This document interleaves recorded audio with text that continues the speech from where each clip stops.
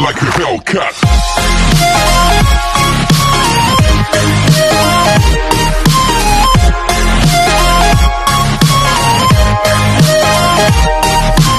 What's up, you guys? It's Sir Scrub here, bringing you some more Scrub Tier Yu-Gi-Oh! And in today's video, we're going to be taking a look at how to beat Shaddoll Invoked. And today, I'm getting some help from my very good friend, Dank Chaos from over at Team Chaos Stream. How you doing today, bud? Doing good, man. How you been? Yeah, you know, it's just the same shit, different day over here at Scrub Tier Yu-Gi-Oh! Before we get into today's video, please be sure to leave a like and subscribe, and let me know your thoughts down in the comment section below. And if you do want to see more creative videos from me, please be sure to check out the description with all the different ways you can support the channel, and check out our second channel, the Coalition of Scrubs, linked in the description below, where you can see all sorts of content from myself, Dank Chaos, as well as some other friends of ours. But with all that junk out of the way, let's go ahead and jump both feet into today's video. So, starting off, in your opinion, what makes this deck so good? What is all the hype about?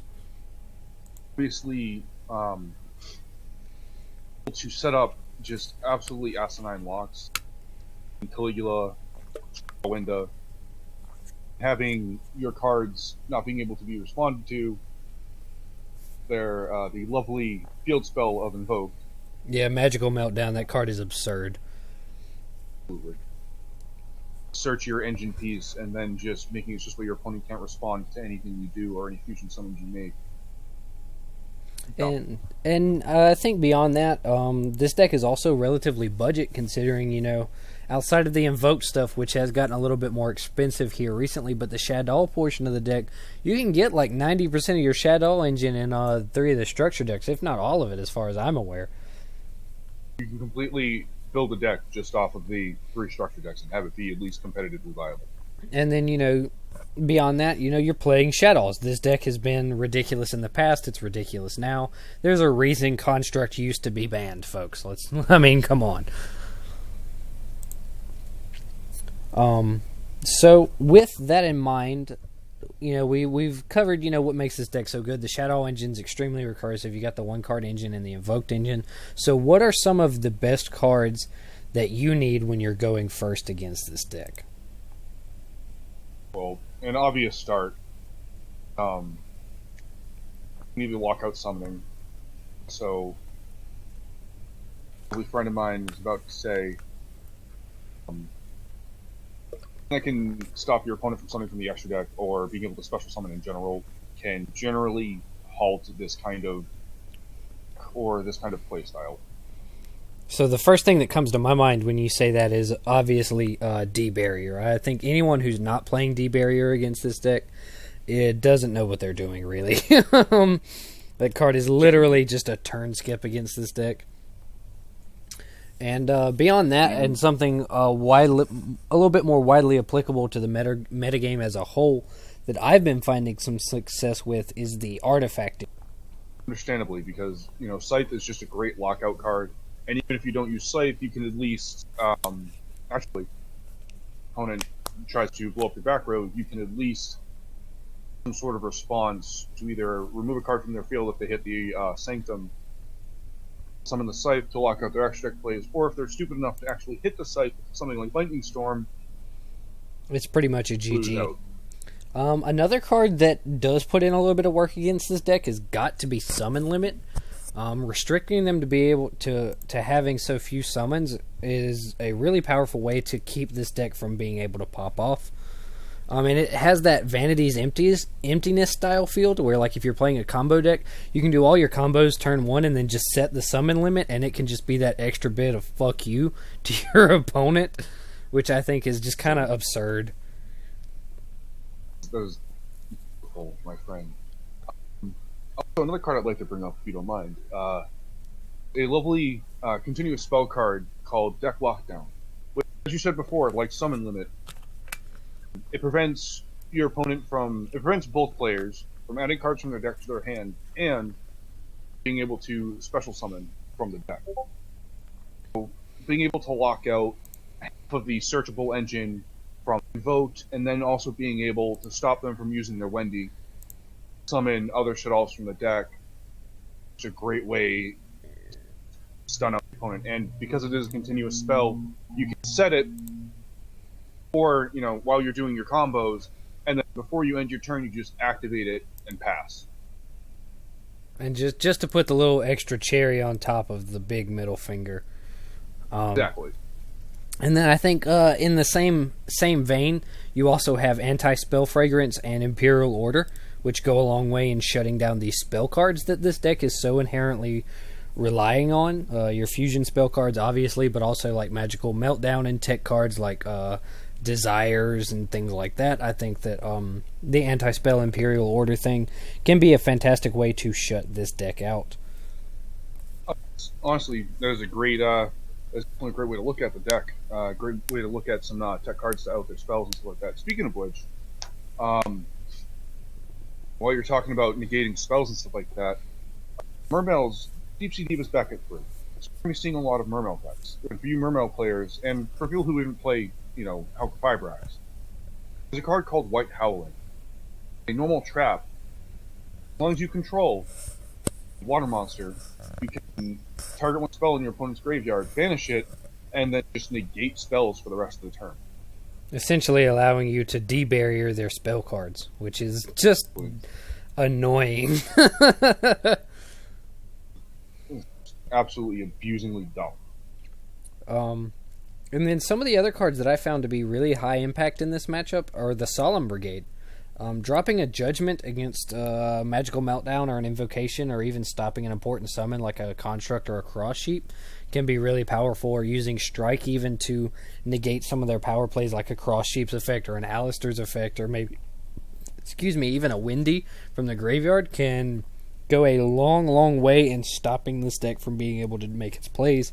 And since it's a counter trap card, it's really difficult for them to respond to it. Great point. And then I think the one card that you brought up that somehow I completely forgot was Super Poly. Yes, lovely old Super Poly. Is a discard outlet, or, you need one card to discard, but otherwise it is just a great way to up any fusion monsters they have, or if you're even stuck in a mirror match, you can your own window or your own construct against your opponent using them up. Which is just absolutely crazy.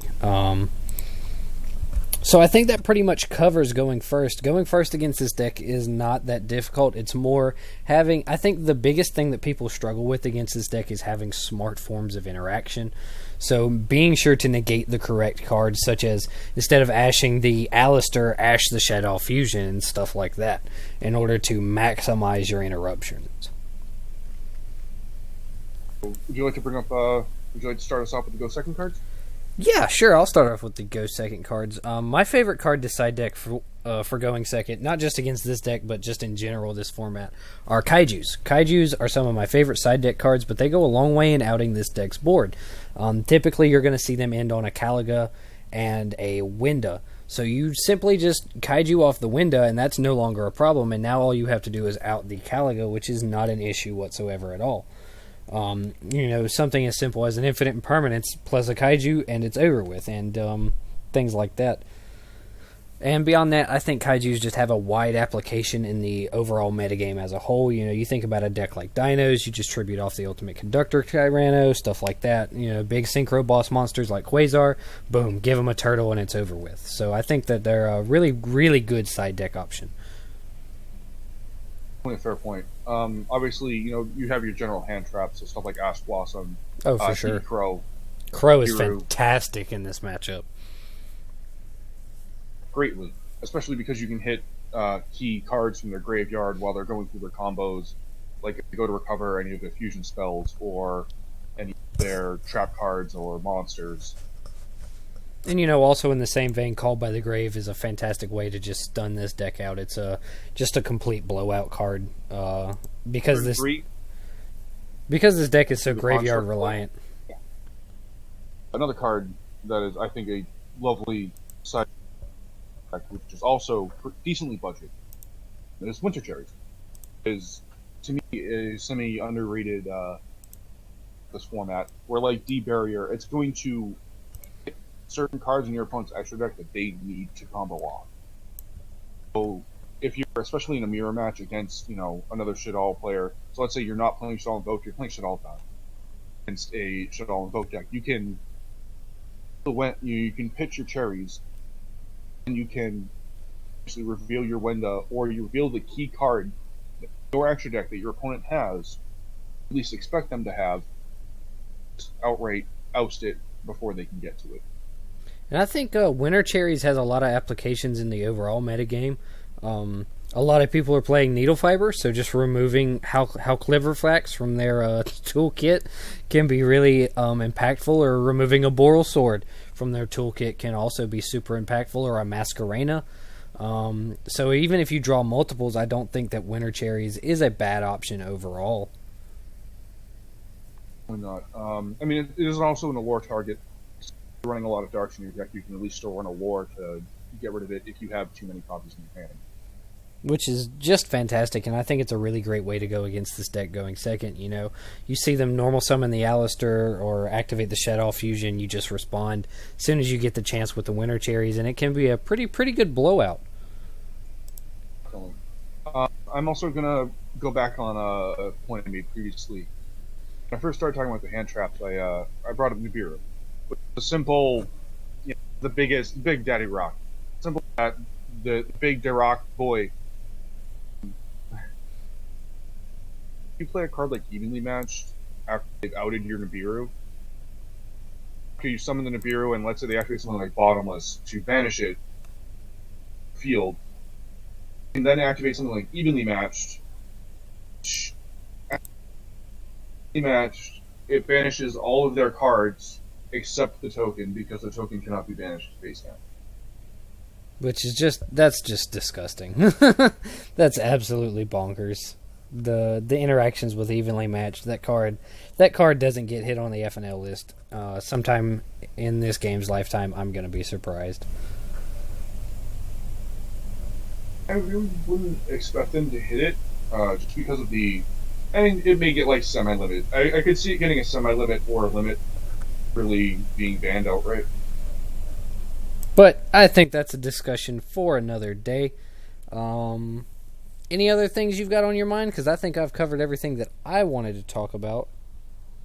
Me as well. I mean, as far as I know,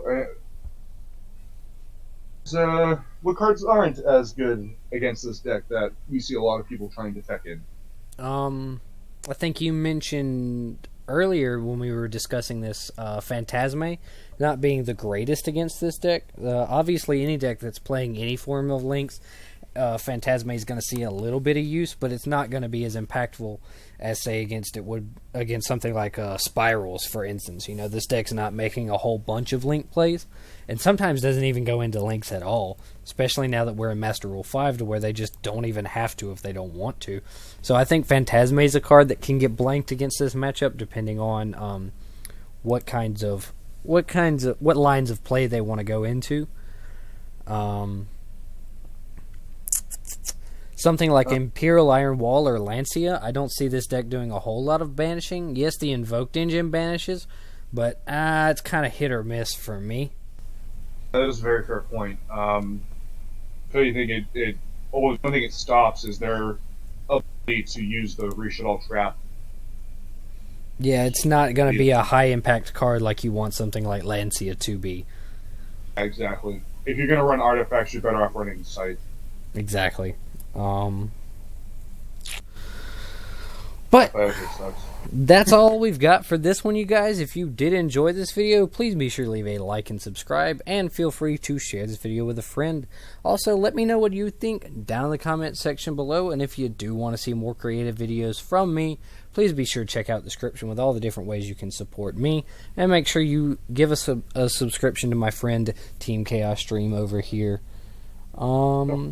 But most importantly, don't forget, be a scrub. Peace.